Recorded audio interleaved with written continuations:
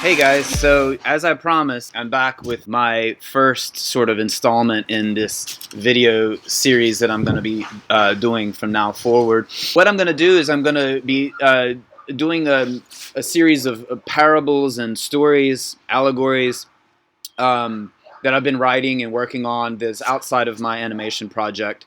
And I'm also going to be talking about my animation project and talking, showing how I'm making it and how we're doing it, but also showing a little bit more about why I'm doing it and what's behind it and how this story can be referred to today in the climate of today. This first story that I'm going to be doing is called Fire Alarm.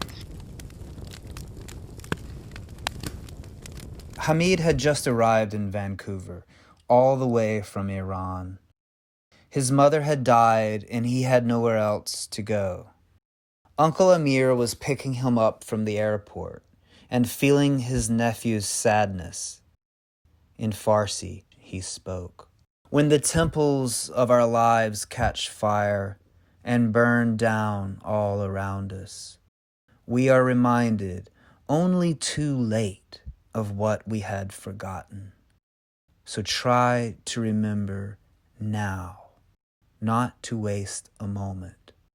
And let's make new memories before the next temple burns. If you had been in a rush and never sat with Uncle Amir, you would never have known he was not just a concierge at the Sutton Hotel. You'd never have had the chance to smell saffron from a cinnamon shop you had never visited, or become homesick for a land you'd never see. But when a phone call came through, this great Persian poet was suddenly clumsy in English.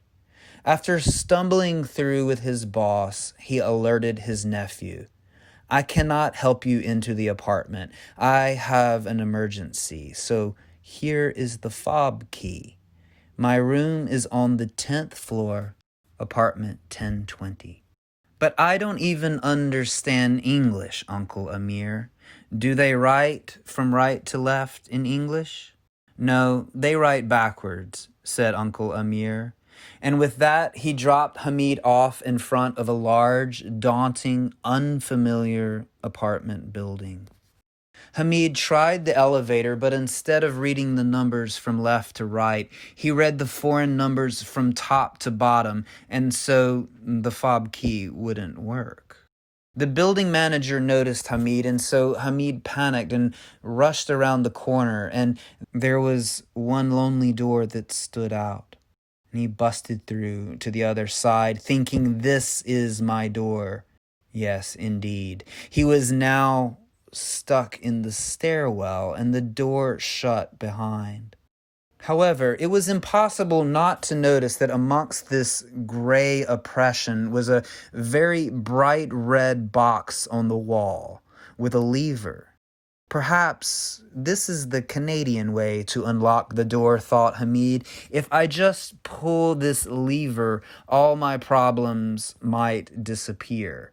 And so with no other exit available, Hamid did the only thing he still had the freedom to do. He pulled the lever. And a sound like the sound of a screaming intolerance shrieked through this serpentine stomach of the beast. Hamid had set off the fire alarm. Hamid had pierced the dragon.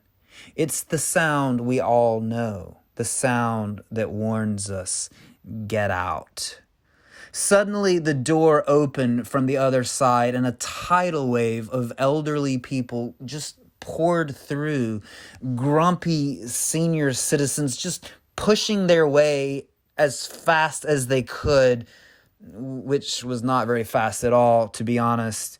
And there was blue-haired Ethel perking up as she saw ahead of her, Bob, is that you? And Bob turned back, Ethel? Soon all on the streets, just congregating suddenly loud like teenagers, There was Gertrude and Marge and Alma, and even old man Pete was there. And Hamid did his best to just mosey on past, but the building manager caught him.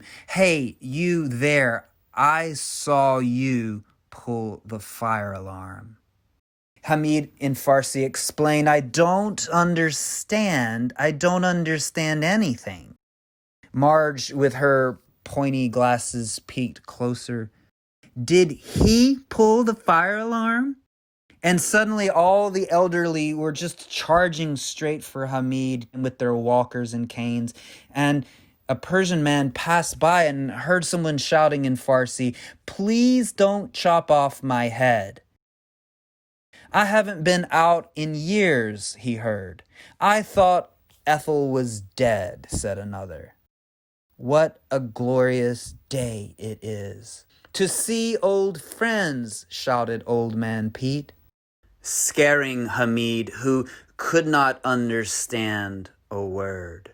"To see old friends," chimed in the others, like a choir suddenly awakened with passion.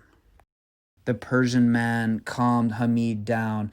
"I think they are happy you pulled that fire alarm today." "Why? Do they want to chop off my head?" "No, my friend. If you hadn't pulled that alarm, these people may never have come out again."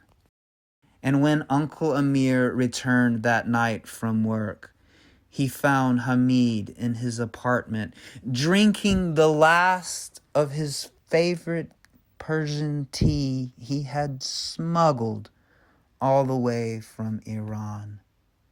That was only to be drank on a special occasion one day. But Hamid didn't know. Hamid didn't understand. He just continued pouring out the last of the tea to his new friends, never wasting a bit. Ethel, Marge, Bob, and even old man Pete was there.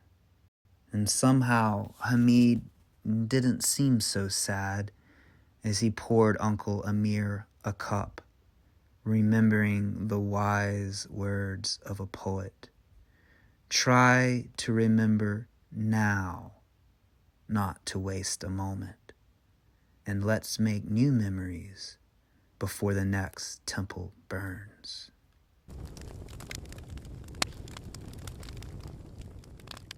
So that concludes today's episode. Thank you so much for joining me. Don't forget to give this channel a subscribe, give it a like. Join me as we move forward. There's going to be lots more of this kind of stuff coming, and probably will get more consolidated and even better as I figure out this format and how I want to use this particular medium. Thanks. See you guys in the next one.